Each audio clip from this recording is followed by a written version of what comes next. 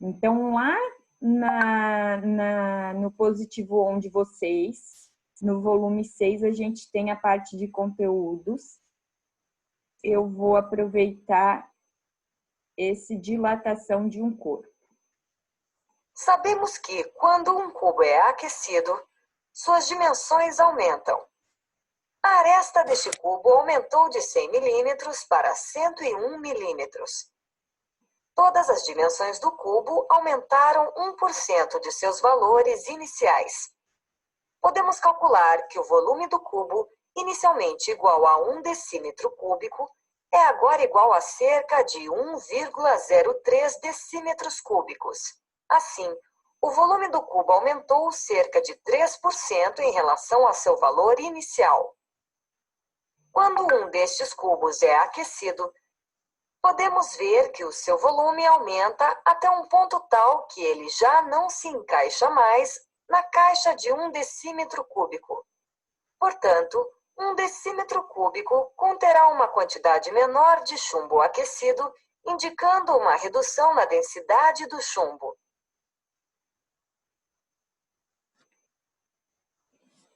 Então, pessoal, esse videozinho, ele traz uma relação da massa com o volume. E isso nós trabalhamos com densidade, certo?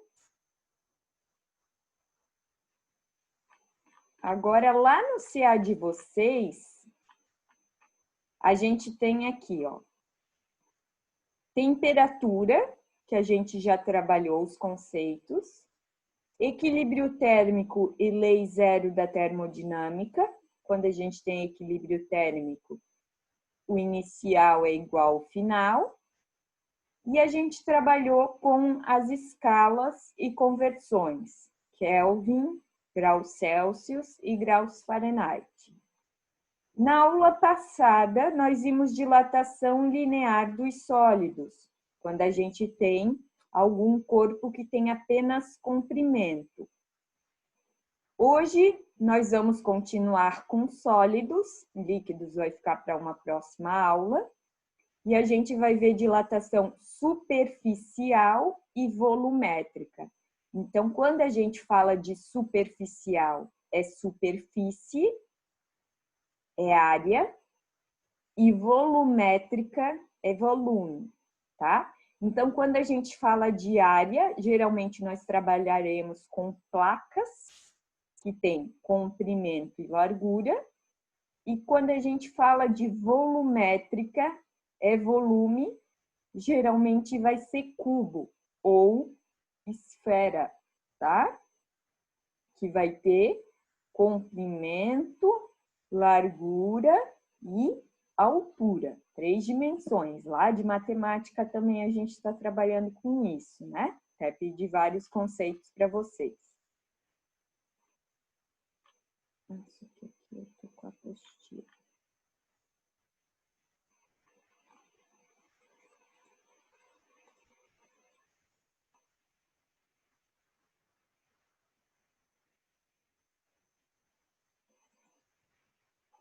Só que eu quero a parte do CA. Livro de atividades.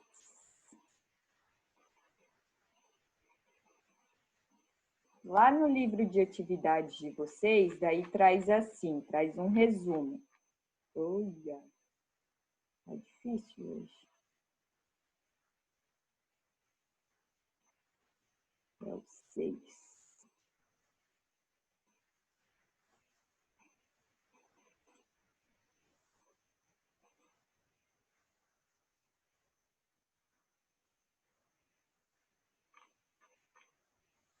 Aqui. Então, nós temos dilatação linear.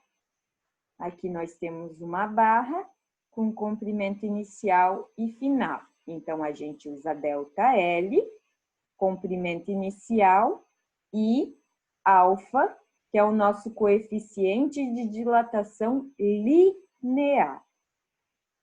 Agora, quando a gente fala de dilatação superficial, nós vamos trabalhar com área, e não mais com comprimento. Então, se aqui em cima era L, aqui embaixo vai ser A. Então, vai ser a área inicial, não vai ser mais alfa, vai ser beta. O que é esse beta? É o coeficiente de dilatação superficial e ele corresponde ao dobro, ou seja, ele vai ser 2 vezes alfa, tá?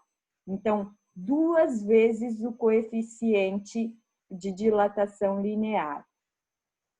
E nós vamos trabalhar com delta T, vai manter. Aqui, ó, delta T, que é a variação da temperatura. Então, sempre que a gente falar de dilatação dos sólidos, nós vamos trabalhar com uma variação de temperatura e uma variação de medidas. Então, se for uma barra, é dilatação linear. Se for uma placa, é dilatação superficial. Superficial vem de superfície, que é área, uma superfície. Então, nós temos a área inicial e quanto dilata, ok? E, para fechar a dilatação dos sólidos, nós vamos ter dilatação volumétrica. Para ter volume, então, nós precisamos ter 3 dimensões. As 3 dimensões vão aumentar conforme a gente aumenta a temperatura. E, então, nós vamos ter uma alteração no volume. Então, o nosso coeficiente passa a ser chamado de gama, que agora não é mais coeficiente de dilatação linear, é coeficiente de dilatação volumétrico. E ele corresponde ao triplo do coeficiente de dilatação linear. Aqui no CA de vocês eu acho que está errado também. Tá? É coeficiente de dilatação linear ali. É 3 vezes o alfa. Então, eu vou fazer um exemplo de cada uma para falar sobre isso. O videozinho ali dos conteúdos falava sobre dilatação volumétrica, e o que muda de um para o outro é o que a gente está analisando. Uma hora vai ser comprimento, outra hora área, outra hora volume, tá? Então, vamos para o exemplo.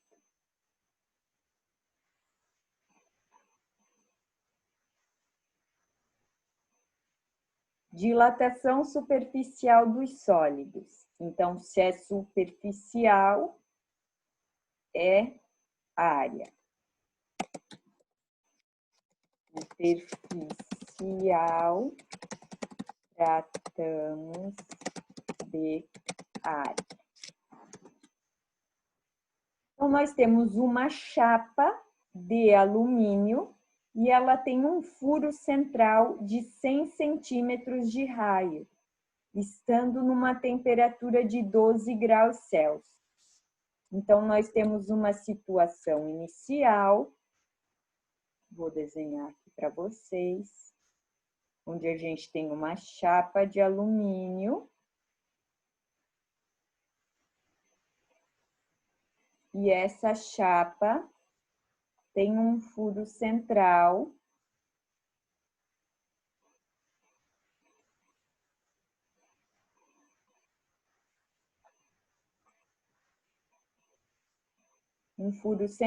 que tem raio de 100 centímetros ou de 200 centímetros de diâmetro.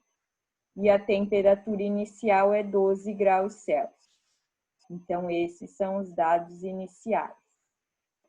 Se nós estamos trabalhando com dilatação superficial, uma chapa, nós não precisamos do raio desse furo, nós precisamos da área desse furo.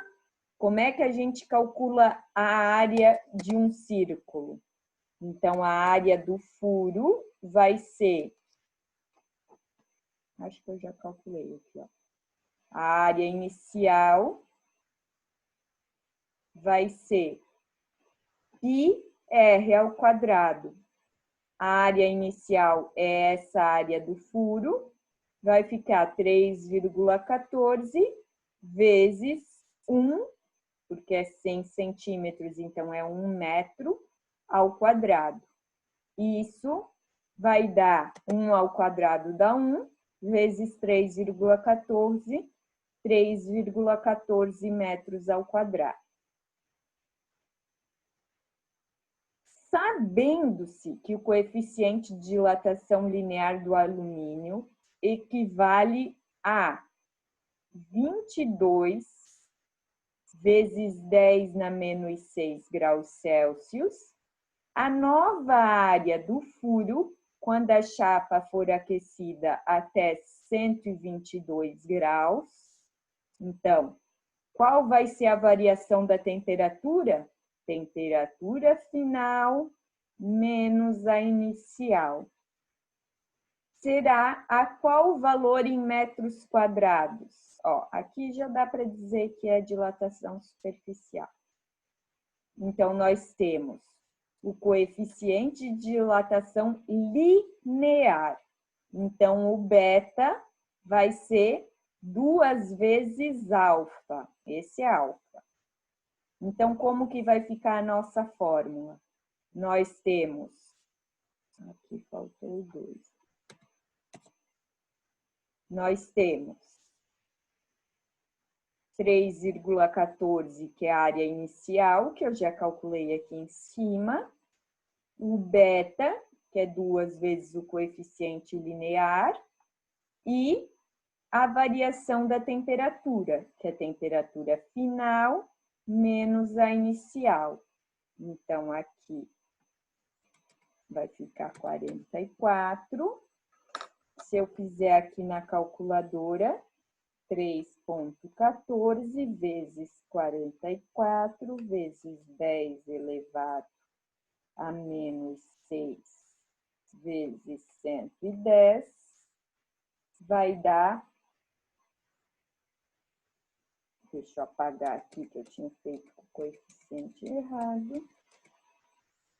0,015 metros quadrados.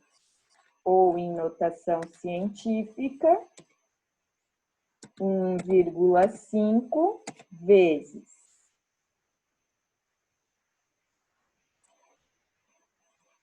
10 na... Quem me ajuda aí? Aumentei 2 casinhas aqui com a vírgula, então tenho que diminuir 2 casinhas aqui. Metros quadrados. Tá? Mas ele pediu a variação da área? Não. Ele perguntou qual será a nova área. Então, nós vamos ter que aplicar esta fórmula aqui. Então, aqui vai ficar a variação da área, 1,5, é igual à área final menos a área inicial. Então, aqui... 1,5 vezes 10 na menos 2 é 0,015, mais 3,14 vai dar 3,155 metros quadrados. Então, pessoal, tem que cuidar com isso, ó. Ele deu coeficiente de dilatação linear. Eu já tinha errado quando eu tinha feito para vocês. Tem que multiplicar por 2, porque agora a gente está trabalhando com coeficiente de dilatação superficial. Então, não pode esquecer do 2 aqui. Tá? Ficou claro?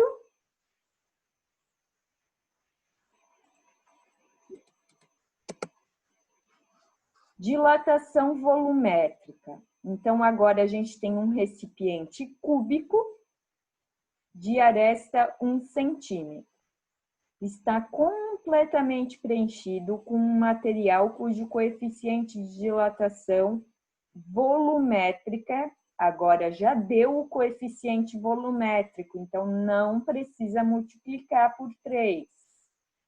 É 1,2 vezes 10 na menos 3 por centímetro quadrado.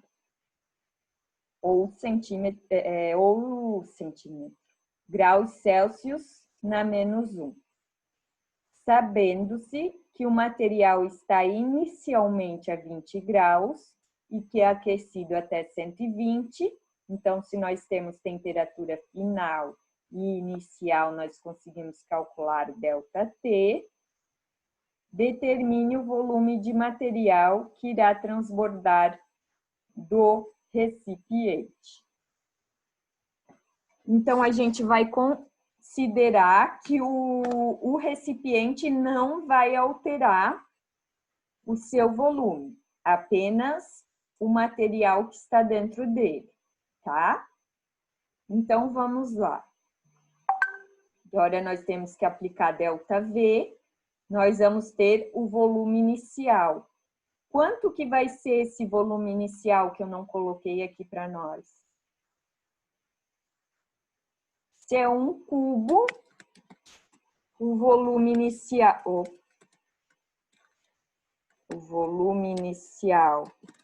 de 1 cubo vai ser a aresta elevado na 3, aresta ao cubo. Então, vai ficar 1 na 3, que é igual a 1 centímetro cúbico. 1 centímetro cúbico. Então, aqui a gente usa 1,2 vezes 10 na menos 3. E a variação da temperatura. Temperatura final menos a inicial, que dá 100. Fazendo a devida multiplicação, nós chegamos em 0,12. Se eu usei o volume em centímetro cúbico, eu mantenho aqui em centímetro cúbico. Então, essa é a variação. Então, qual que é o volume final? O volume final, ele não pediu, mas eu vou calcular. Vai ser ΔV é igual a V menos V0.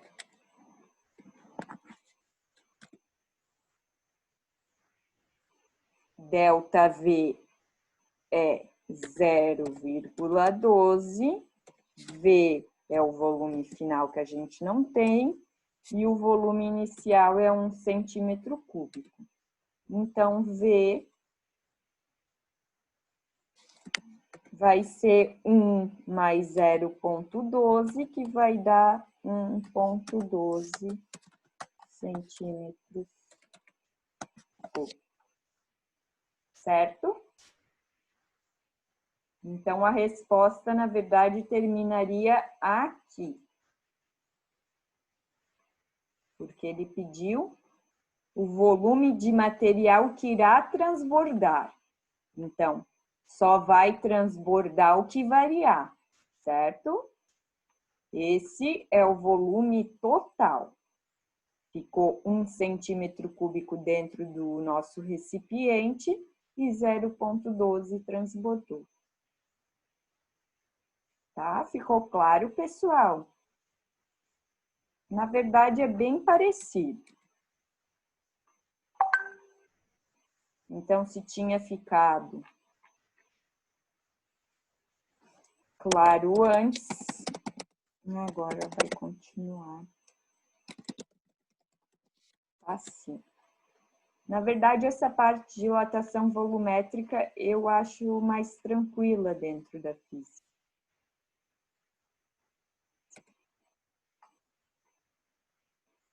Deixa eu ajeitar aqui. Alguém quer tirar alguma dúvida?